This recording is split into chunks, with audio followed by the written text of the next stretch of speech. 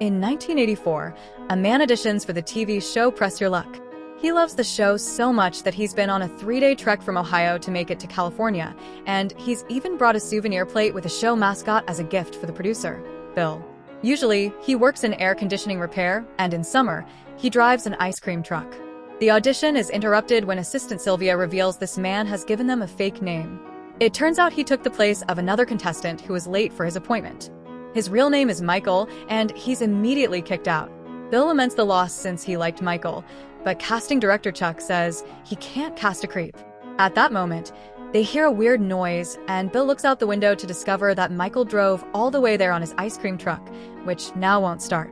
Bill is impressed by Michael's determination. So, he tells him to clean up and come back the next morning for the show. Afterward, Michael goes to a thrift store to get a nice jacket.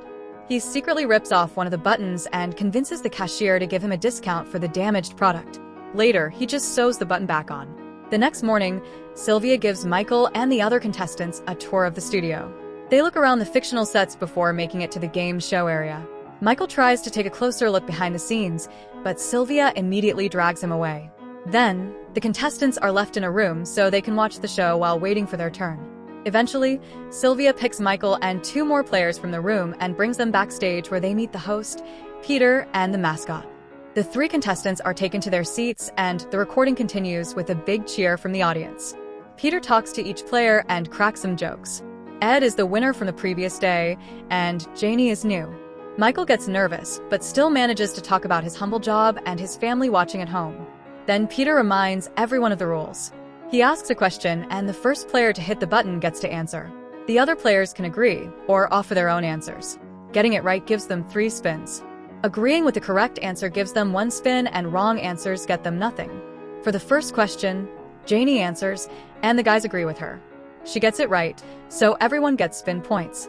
For the second question, Michael presses the button before Peter finishes talking and guesses wrong. Ed gets the third question right, and the others agree with him. So, that's more points for everyone. Michael finally gets a question right when Peter reads the 4th one. Before starting the next phase, they have a short break. Michael wants to make a phone call, but Sylvia explains it isn't allowed. After the break is over, Peter spins the contestant's chair so they can see the big board. It's a huge screen with various prize panels and a light that randomly highlights one of these panels. The players can press their button to stop the light and get whatever prize it lands on, or they can pass their turn and let their opponents go first so they can get the bankrupt space. The player with the lower score goes first, and that's Michael. Michael concentrates on the board and does 2 spins. First, he gets $2,000. Then, he gets $1,500 in a free spin. Unfortunately, his 3rd spin lands on the mascot space, and he loses everything, causing him to curse aloud. The production team isn't happy about this, since they aren't allowed to put curses on a family show. They check the tape and confirm it's not something they can edit out, so they decide to re-record the reaction moment. Bill is getting nervous because if Michael misbehaves too much, they'll blame him for inviting him.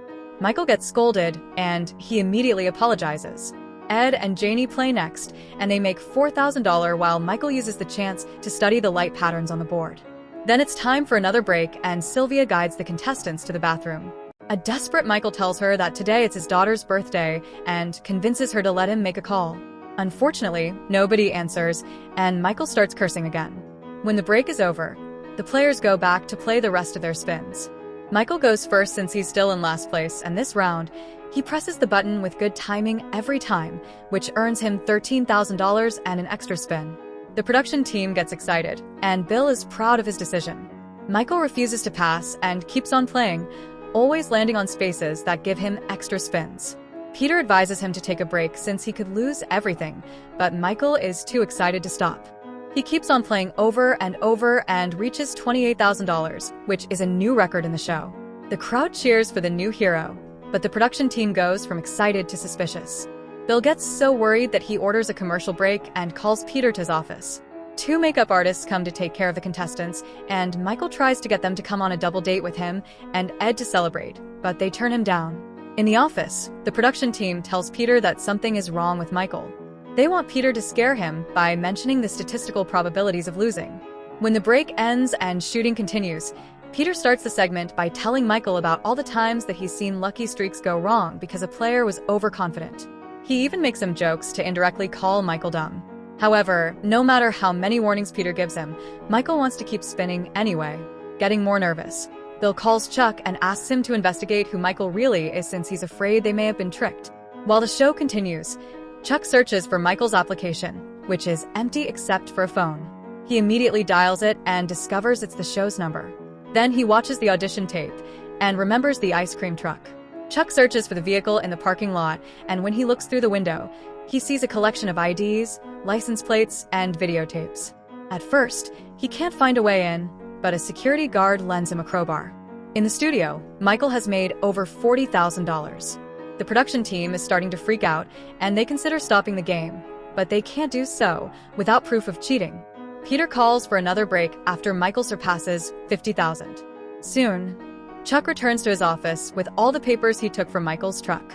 There's a business card with the name Lyle Roberts, so Chuck calls him pretending to be a clerk from Justice Court. He asks about the restraining order against Michael he's found, and Lyle mentions that Michael used to run a pyramid scheme scam. When Chuck tries to ask for more details, Lyle realizes this isn't a real court employee, so Chuck hangs up. Next, Chuck checks the tapes. At first, they appear to be home movies of Chuck's family, but soon he discovers that those clips have been overridden with recordings of old episodes of the show. After noticing what specific parts of the show were recorded, Chuck returns to the studio and watches how Michael keeps winning money. Following Michael's eyes, Chuck realizes he's memorized the light patterns, and that's why he always knows when to press the button. Afterward, Chuck joins the production team and asks them to rewind to the last 3 spins. He points at the way Chuck's eyes move and how he celebrates early. A horrified Bill reveals that the light isn't random. It only has 5 patterns. If someone watches the show enough times, the patterns wouldn't be hard to memorize. Bill admits that Chuck had been right. Michael is indeed a creep. During the next break, Sylvia hands out branded t-shirts to the other contestants as an apology. They won't get a chance to play because of Michael's overwrong streak. Since Sylvia is busy, Michael uses the chance to sneak around and discovers that the makeup artist doesn't mind being flirted with if Peter does it. Since nobody is guarding the phone, Michael calls his family, and his wife picks up. She isn't happy to hear from him since he's an absent father, but she allows him to talk to his daughter anyway so he can wish her a happy birthday.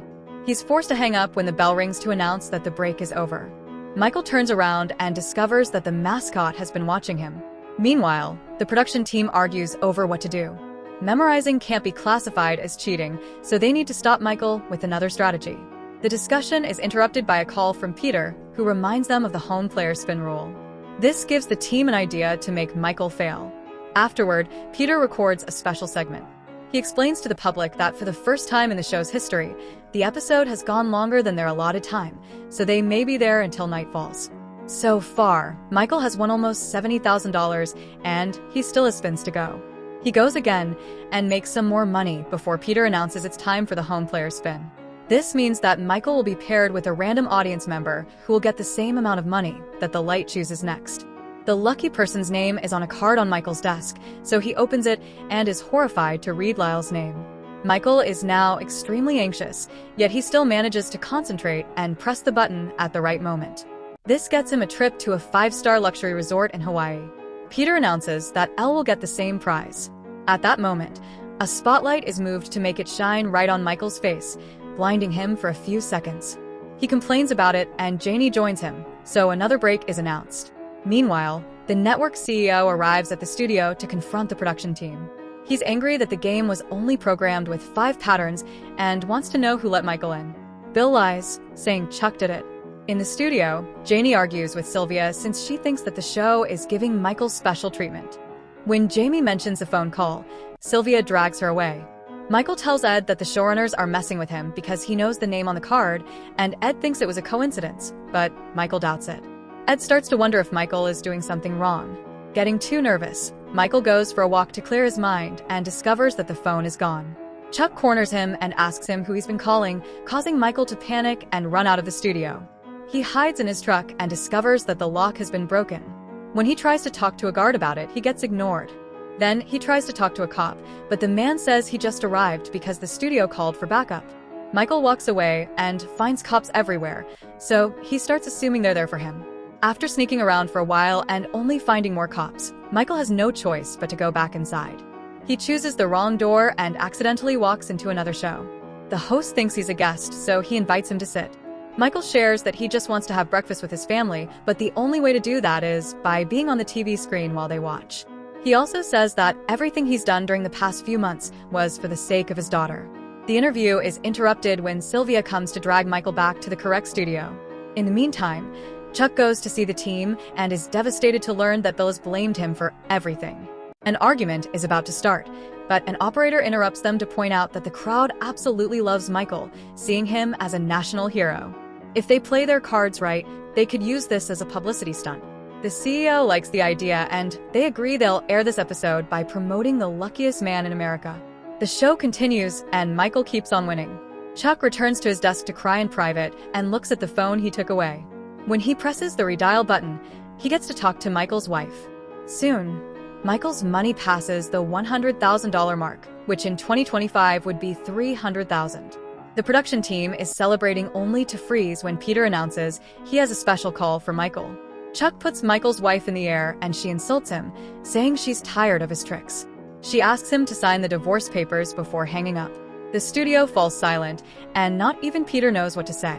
Michael freaks out and leaves his chair, so they take another break. The production team is freaking out and tries to discover who did this, but the sound technician says he got a note signed by Bill. The editor points out that he can cut this segment out, and they should keep playing. However, Sylvia informs them that Michael refuses to come back. Bill goes to talk to him and informs him that they know what he's doing, but they can't stop him. If Michael wants the money, he must finish the game. When Bill calls him a star and a national hero, Michael agrees to go back as long as they let him call his wife first. He picks up the phone only to realize he isn't brave enough to talk to her, so he returns to the show without making the call. For the next round, Michael passes his turn to Ed. The crowd celebrates his kindness, while the production team is in shock. A furious Bill smashes the souvenir plate. They agree to air this episode only once, and then bury the story forever. After Ed and Janie play, the turn is passed back to Michael, who has one spin left. He chooses to stop the button with his eyes closed. 2 weeks later, Michael's family is watching the show. Elle gets angry and turns the TV off before taking the girl to school. Michael's wife turns it on again and discovers that Michael won everything. On the screen, Peter asks him what he'll do with the money, and Michael answers that he doesn't know. This is based on a true story. After Michael's episode, the network added 27 patterns to the board and set a $75,000 limit for contestants' winnings. Make sure to subscribe and turn on notifications so you can watch more videos like this. Thanks for watching.